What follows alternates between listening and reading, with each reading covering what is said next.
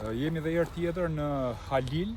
Kjo që po shikoni këtu që po e përpim flakët, tani është kodra e selimve. Në këto momente që flasim dhe gjithë frika e madhe është që ky zjarr të mos zbres poshtë që po avancon.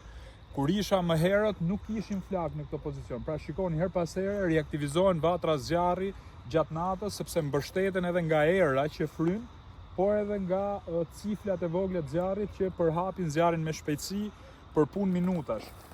Po të shikojmë, të afrohemi pak, këtu kemi banesë. Shikoni sa afër është banesa në këtë pozicion dhe kemi shtëpi të banuar, pra, ndërkohë pak më sipër kësaj shtëpie kemi varrezat e kësaj zone të cilat janë shumë më afër vatrës zjarrit që po shikojmë këto momente.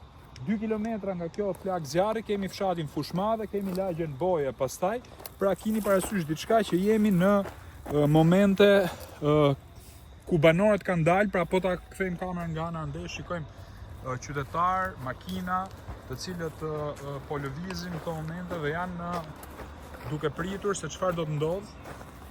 Po ta kalojnë natën këtu, pra jemi në rrugë kryesore, pra shikoni ku janë dislokuar edhe policia, edhe banorët, pra është një moment kritik sepse siç e dini helikopterët nuk janë më në terren dhe këtu kemi vetëm forca të zjarrfikse dhe të ushtrisë. Pra tre helikopterët që po mundoshin fiknin flakët janë larguar, pra janë momente shumë delikate. Pra fokusojmë dhe herë tjetër flakët e zjarrit. Pra shiko se sa si u përhapën tani. Kishim vetëm flakën e zjarrit sipër, ndërkohë kemi 2 vatra tjera, pra duhet patjetër ndërhyrje nga aty. Ndërkohë banorët e Halilit më thonë që zjarrfikse duhet ndërhyjnë në rrugën te Varrezat. Pra ka një rrugë të hapur te Varrezat. Nuk ka zjarrfikse për momentin te rrugën te Varrezat. Pra duhet i drejtojnë banorët vetë dhe unë do mundohem të vendos një komunikim me zjarrfikset dhe me ushtrinë për pak çaste sapo të zbres poshtë. Këtu është një kodër totalisht e djegur.